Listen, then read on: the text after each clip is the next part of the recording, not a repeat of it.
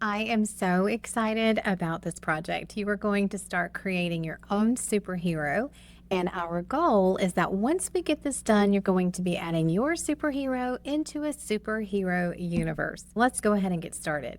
You're going to start with the Google slide. And once you open it up, you're going to see that the first slide, you're going to be building your own superheroes. We have superhero suits over here and heads here. You would drag and build whatever type of superhero you want. You can bring it over, use the handles, and resize everything.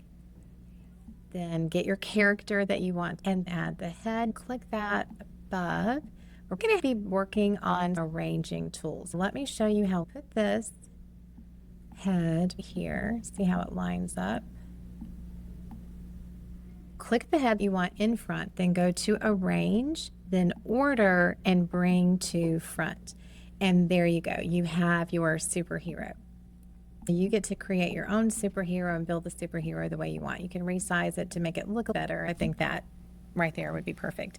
Or if you wanted to change it out and have her maybe have a dress, you can do that. Any type of superhero you want, it is your choice. Again, we can align it with these tools, arrange things by clicking arrange, order, and then you can place that super suit wherever you'd like it. To make sure they're all in alignment, click down on your mouse, left click, hold down and highlight everything. Once highlighted, right click and align horizontally center. Now it's aligned, right click, press group. Now this is your superhero all together.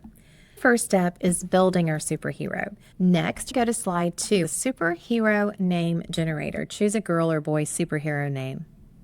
The directions say click play to spin, pause to stop, use the name it lands on, and you may spin again if needed. Click here, double click, and press play, and then you just pause it whenever you want, and that is your name of your superhero. Then you'll come down here and you'll type in your superhero name, click to add your superpower, and that is your choice.